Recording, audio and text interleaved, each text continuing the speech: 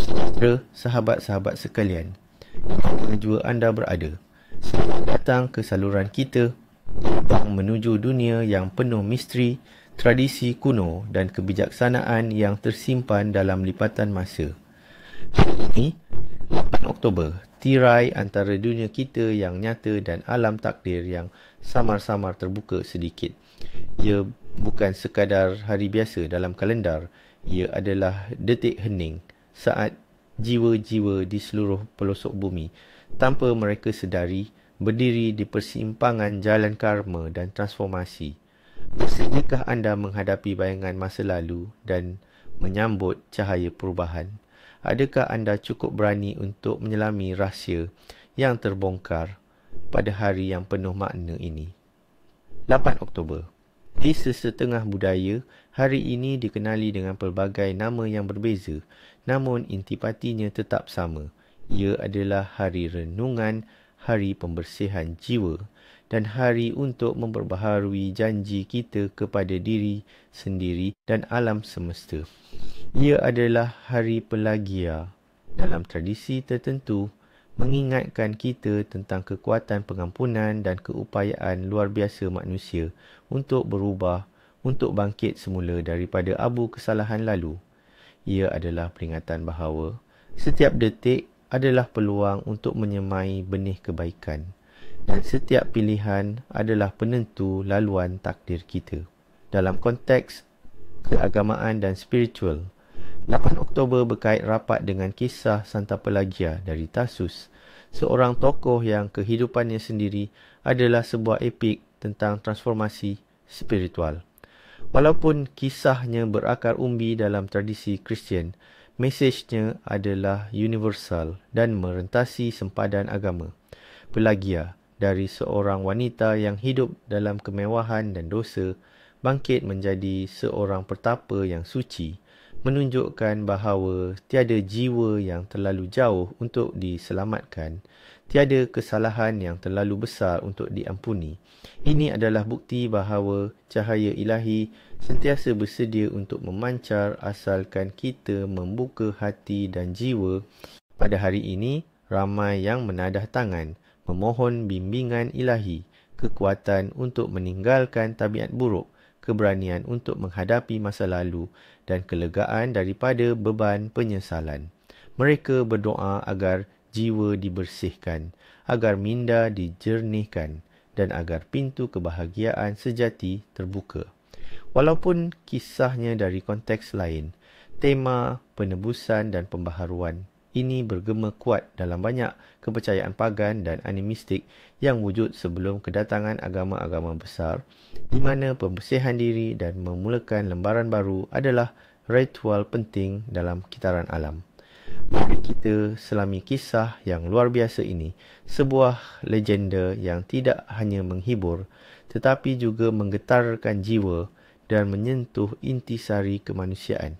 Kisah Pelagia ini bukan sekadar sejarah, ia adalah mitos hidup tentang kegelapan yang diatasi oleh cahaya, tentang kejatuhan yang membawa kepada kebangkitan.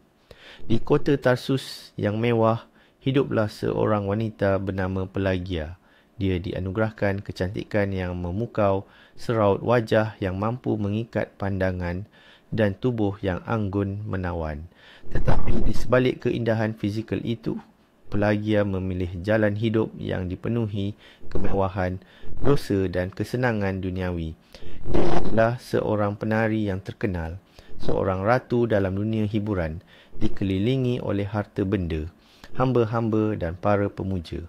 Angkuh dan sombong, dia sering berarak di jalanan Tarsus, memakai perhiasan emas dan permata yang berkilauan, mempamerkan kekayaan dan statusnya. Aroma wangi-wangian yang mewah sentiasa mengiringi langkahnya, seolah-olah dia adalah dewi yang turun ke bumi, tidak tersentuh oleh penderitaan insan biasa. Namun, takdir mempunyai rencana lain untuk Pelagia. Pada suatu hari, seorang paderi yang dihormati bernama Biskop Nonnus bersama-sama dengan paderi-paderi lain sedang bermesyuarat. Pelagia melintasi jalanan dengan segala kemewahan dan kesombongannya. Paderi-paderi lain mencela perbuatan wanita itu, tetapi Biskop Nonnus, seorang lelaki yang penuh kebijaksanaan dan mata hati, melihat sesuatu yang lain. Beliau tidak melihat dosa semata-mata, tetapi potensi ilahi yang tersembunyi jauh di lubuk jiwa Pelagia. Beliau menghela nafas dan berkata, "Tidakkah kita malu? Wanita ini dengan segala dosanya begitu bersemangat untuk menghiasi dirinya demi manusia, sedangkan kita yang sepatutnya menjadi hamba Tuhan tidak menunjukkan semangat yang sama untuk menghiasi jiwa kita demi pencipta." Keesokan harinya, Biskop Nonnus menyampaikan khutbah yang menyentuh jiwa mengenai hari kiamat dan pertanggungjawaban di hadapan Tuhan. Secara kebetulan, Pelagia hadir dan mendengar setiap patah perkataan biskop itu. Kata-kata itu menusuk jauh ke dalam hatinya, seolah-olah ia adalah panah yang ditembakkan tepat ke arah keangkuhan dan kekosongan jiwanya. Untuk pertama kalinya, Pelagia merenung tentang hidupnya, tentang kekosongan di sebalik kemewahan yang dia kejar. Dia mula menangis, air mata penyesalan mengalir membasahi wajahnya yang selama ini hanya dihiasi dengan senyuman palsu.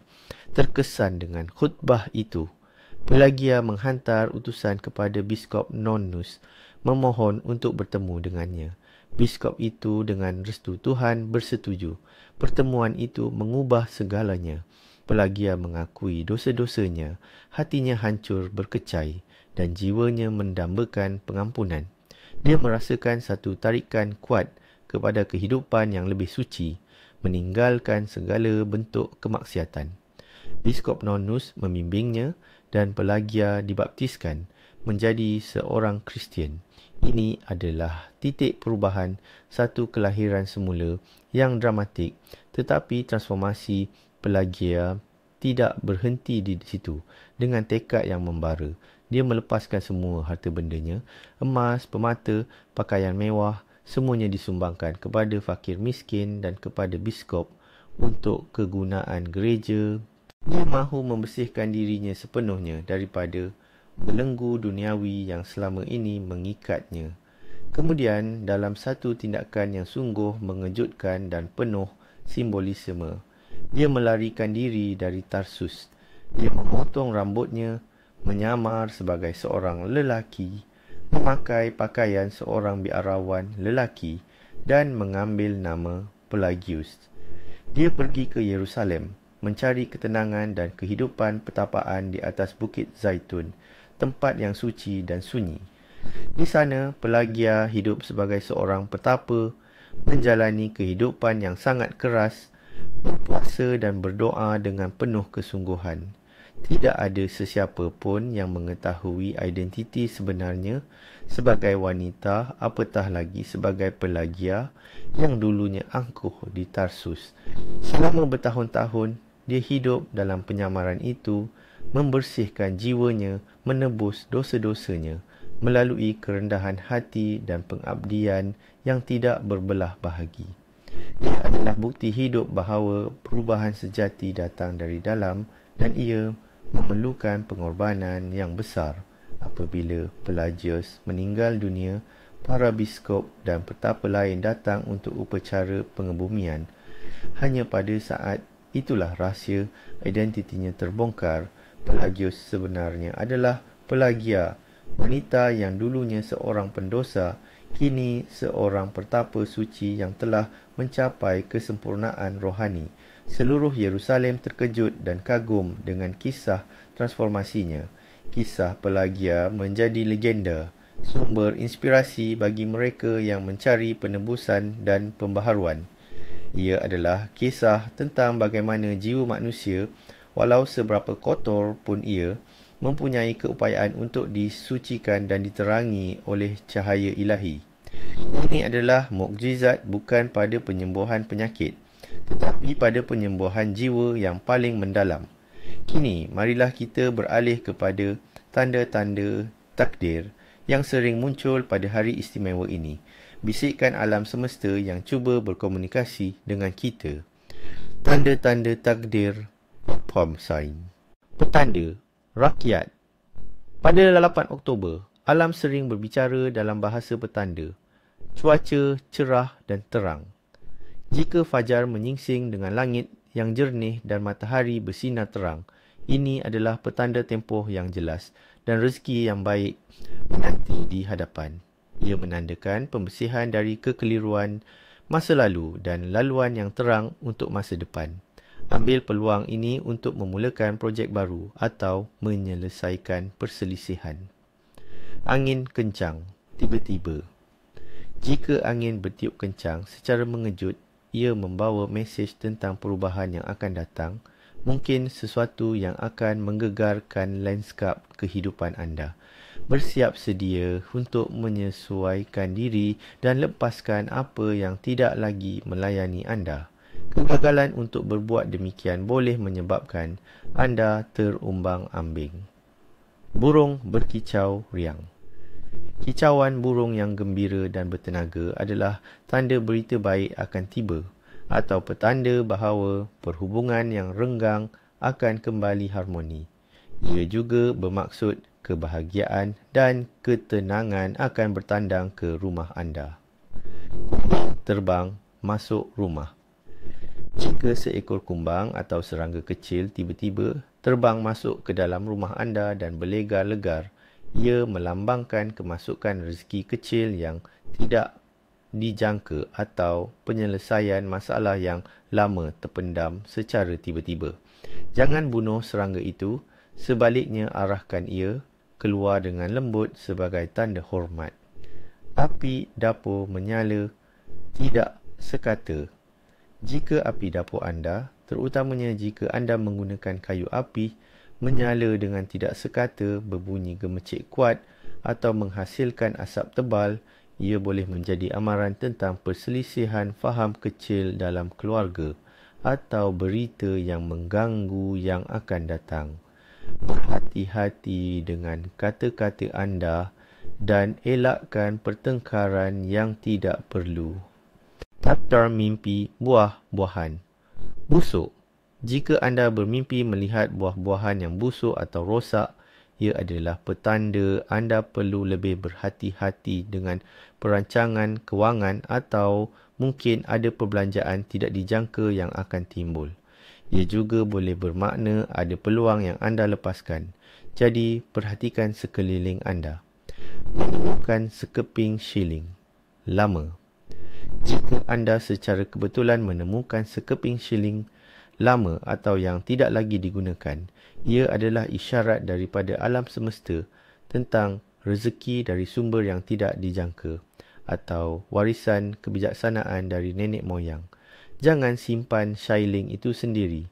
Berikan sebahagian kepada orang yang memerlukan sebagai tanda kesyukuran agar rezeki terus mengalir. Mimpi. Malam ini.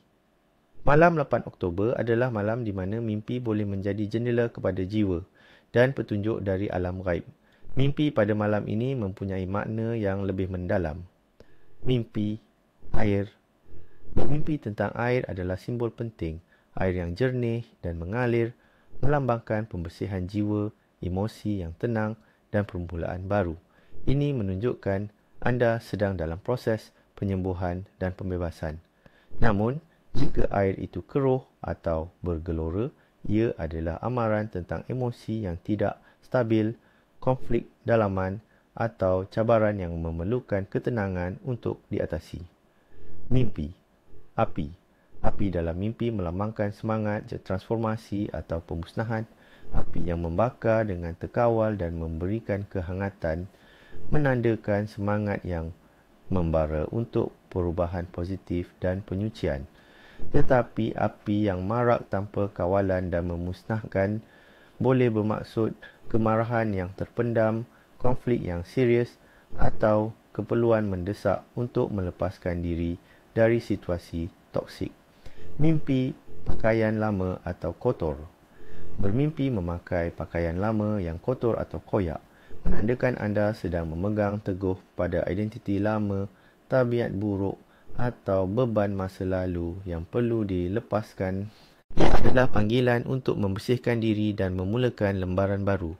menanggalkan pakaian lama dan memakai yang baru, bersih, melambangkan pembaharuan diri yang berjaya. Mimpi serangga menukar kulit, seperti ular atau ulat beluncas menjadi rama-rama. Ini adalah simbol transformasi yang paling kuat pada malam ini. Ia menunjukkan bahawa anda sedang menjalani perubahan yang mendalam dan positif dalam hidup. Anda akan menyingkirkan diri lama anda dan muncul sebagai individu yang lebih kuat, lebih bijaksana dan lebih indah. Jangan takut dengan proses ini kerana ia adalah sebahagian daripada takdir anda. Mimpi terbang atau jatuh. Terbang dalam mimpi melambangkan kebebasan dari beban masa lalu dan pencapaian spiritual yang tinggi. Anda sedang melepaskan diri dari belenggu. Namun, mimpi jatuh boleh bermaksud ketakutan untuk melepaskan kawalan, kegagalan dalam usaha perubahan atau keperluan untuk mendarat dan menghadapi realiti. Kaji di mana anda jatuh dan apa yang anda rasakan untuk memahami mesejnya. Mereka yang lahir pada hari ini. Individu yang dilahirkan pada 8 Oktober diberkati dengan kekuatan dalaman yang luar biasa dan keupayaan semula jadi untuk transformasi. Mereka ibarat Phoenix yang sentiasa mampu bangkit dari abu. Mereka mungkin menghadapi cabaran yang berat di awal kehidupan, tetapi setiap ujian itu membentuk mereka menjadi individu yang lebih teguh, bijaksana dan berdaya tahan. Mereka seringkali mempunyai intuisi yang tajam, mampu melihat melampaui zahir dan memahami hati manusia. Kreativiti mereka tinggi, seringkali cenderung kepada bidang seni atau penulisan, walaupun mereka mungkin cenderung kepada keraguan diri atau sering merenung terlalu mendalam. Mereka mempunyai potensi besar untuk memberi inspirasi kepada orang lain melalui perjalanan hidup mereka sendiri. Mereka dilahirkan untuk menunjukkan bahawa perubahan adalah mungkin dan penebusan adalah nyata. Mereka adalah jiwa-jiwa lama yang datang ke dunia ini untuk menyebarkan cahaya kebijaksanaan dan harapan. Aura, nama. Pada hari ini, kita menghormati bukan hanya nama-nama suci, tetapi juga aura positif yang dikaitkan dengan mereka. Walaupun konsep hari nama lebih lazim dalam budaya barat, kita boleh melihatnya dari sudut aura nama dalam budaya kita. Nama-nama seperti Nur, cahaya, hidayah, petunjuk, sakinah, ketenangan, Adam, manusia pertama, permulaan baru, atau Amani, kedamaian, membawa getaran yang istimewa. Mari kita selami hidayah. Seseorang yang membawa nama hidayah pada hari ini dipercayai memiliki keupayaan semula jadi untuk mencari petunjuk dalam kegelapan, sentiasa mencari jalan yang benar.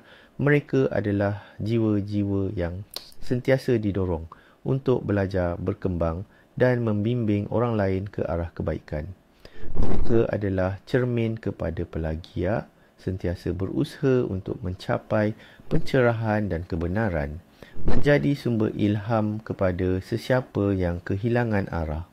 Sekarang, mari kita bincangkan tentang tradisi dan ritual yang boleh anda amalkan pada hari yang penuh mistik ini. Langkah untuk menyelaraskan diri, tenaga perubahan dan pembersihan. Dan ritual yang perlu dilakukan. Refleksi diri dan pembersihan jiwa. Tujuan untuk mengakui kesilapan masa lalu, mencari penyucian spiritual dan mempersiapkan diri untuk permulaan yang baru. Ini adalah ritual pembebasan dan pemaafan diri. Apa yang diperlukan? Sebuah ruang yang tenang dan sunyi, sebatang lilin putih atau kuning, melambangkan cahaya dan harapan, semangkuk air bersih, melambangkan pembersihan, sekeping kertas kosong dan sebatang pen atau pensil. Bila dan bagaimana melakukannya? Lakukan ritual ini pada waktu fajar menyingsing atau senja, apabila tenaga alam semesta paling hening. Duduklah di ruang yang tenang itu. Lin, biarkan apinya menerangi wajah anda. Pejamkan mata dan tarik nafas dalam-dalam. Renungkan tahun-tahun atau bulan-bulan yang telah berlalu. Fokus pada perkara-perkara yang anda sesali, tabiat buruk yang ingin anda tinggalkan, atau perasaan negatif yang anda pendam. Kemudian, ambil pen dan kertas. Dengan jujur, tuliskan semua perkara ini tanpa sebarang tapisan. Ini adalah pengakuan kepada diri sendiri dan alam semesta. Setelah selesai menulis, celupkan hujung jari anda ke dalam air bersih, usapkan perlahan-lahan ke wajah anda seolah-olah anda sedang membasuh dan membersihkan bayangan masa lalu. Baca semula apa yang anda tulis, kemudian dengan berhati-hati, bakar kertas itu di atas api lilin. Pastikan anda melakukan ini dengan selamat di atas mangkuk kalis api. Biarkan abu itu jatuh ke dalam air di dalam mangkuk. Setelah semua abu larut, tuangkan air itu ke tanah, mengucapkan, "Aku lepaskan masa lalu, aku sambut permulaan baru dengan izin Tuhan." Selepas ritual, rasakan kelapangan di dada anda. Ini adalah tanda kebebasan. Berjanji pada diri sendiri untuk memulakan babak baru dengan hati yang bersih dan tekad yang kuat. Ritual kesyukuran untuk transformasi. Tujuan untuk menyatakan rasa syukur atas cabaran yang telah berjaya diatasi dan pelajaran yang telah dipelajari, menguatkan ikatan anda dengan alam semesta. Apa yang diperlukan? Sebuah tempat yang tenang di luar rumah jika mungkin, di bawah pohon atau di taman, sedikit persembahan, buah-buahan segar, bunga-bunga yang baru dipetik atau sebatang setanggi yang harum. Bila dan bagaimana melakukannya? Lakukan ritual ini pada waktu siang. Letakkan persembahan anda di atas tanah atau di atas batu. Duduklah dalam keadaan senyap, pejamkan mata. Renungkan tentang perjalanan hidup anda, tentang bagaimana anda telah berkembang dan berubah dari masa ke masa. Fikirkan tentang cabaran yang pernah anda hadapi dan bagaimana anda telah berjaya melaluinya. Bisikkan kata-kata kesyukuran kepada alam semesta, kepada roh penjaga atau kepada kuasa yang lebih tinggi atas bimbingan dan perlindungan yang anda terima. Tidak perlu kata-kata yang rumit. Keikhlasan adalah kuncinya. Contoh, aku bersyukur atas setiap langkah, setiap ujian dan setiap kurniaan yang membentuk diriku. Selepas ritual, rasakan ketenangan dan kedamaian menyelimuti anda. Ini adalah tanda bahawa anda dihubungkan dengan sumber kekuatan yang lebih besar. Amalan sedekah dan kedermawanan. Tujuan untuk meneladani kemurahan hati pelagia yang melepaskan semua hartanya dan untuk menjauhkan diri daripada materialisme, memupuk sifat belas kasihan dan empati. Apa yang diperlukan? Barangan yang ingin disumbangkan, pakaian bersih yang masih elok, makanan kering, wang tunai atau masa anda sendiri. Bila dan bagaimana melakukannya? Pada bila-bila masa sepanjang hari, carilah mereka yang memerlukan, berikan bantuan dengan rendah hati. Bukan tentang berapa banyak yang anda berikan, tetapi keikhlasan hati anda. Kepada rumah anak yatim, pusat perlindungan atau hanya memberi kepada pengemis di jalanan. Anda juga boleh menawarkan tenaga anda untuk membantu mereka yang memerlukan. Selepas amalan, rasakan kehangatan hubungan sesama manusia dan tujuan hidup yang lebih mendalam. Keikhlasan anda akan kembali kepada anda dalam pelbagai bentuk. Tradisi kulinari hari ini. Pada 8 Oktober, fokus utama adalah pada makanan yang ringkas, berkhasiat dan membumi. Elakkan makanan yang terlalu mewah atau berlebihan yang boleh merangsang nafsu dan mengganggu ketenangan rohani. Hidangkan bubur lambuk atau bubur kacang yang ringkas. dan menyihatkan, melambangkan kerendahan hati dan kesederhanaan. Makanan dari ubi-ubian seperti ubi keledek, rebus atau ubi kayu melambangkan kaitan kita dengan bumi dan akar umbi. Minuman manis dari buah-buahan segar seperti air kelapa muda atau jus buah melambangkan keberkatan semula, jadi dan pembersihan dalaman. Makanan ini bukan sekadar untuk mengisi perut, tetapi untuk menyuburkan jiwa, mengingatkan kita tentang pentingnya kesederhanaan dan nilai sebenar kehidupan. Sekarang, mari kita sentuh aspek yang sama, pentingnya pantang larang pada hari ini. Mengabaikannya boleh mengundang akibat yang tidak diingini, seolah-olah kita menentang arus takdir itu sendiri. Pantang larang utama hari ini. Jangan sesekali menonjolkan kemewahan atau kebanggaan diri secara berlebihan. Mistik dan akibat. Hari ini adalah hari kerendahan hati. Berlagak sombong atau mempamerkan harta benda secara berlebihan akan menarik tenaga negatif seperti rasa iri hati dan dengki dari persekitaran. Ini bukan sahaja akan membawa malapetaka dan kerugian harta benda, tetapi juga akan mengosongkan jiwa anda secara spiritual, menjadikan anda tidak bersyukur dan jauh dari keberkatan.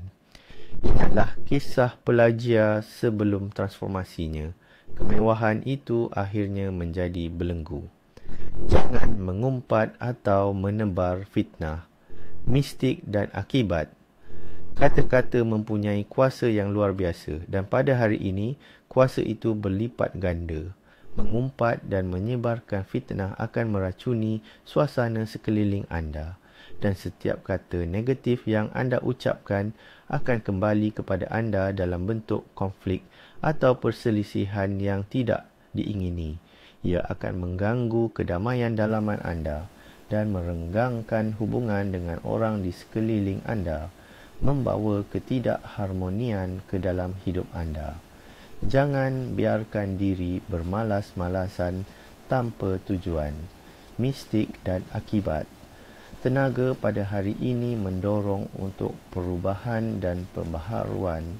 Kemalasan akan menyebabkan stagnasi dalam hidup anda, menghalang anda daripada melihat peluang-peluang baru yang mungkin muncul.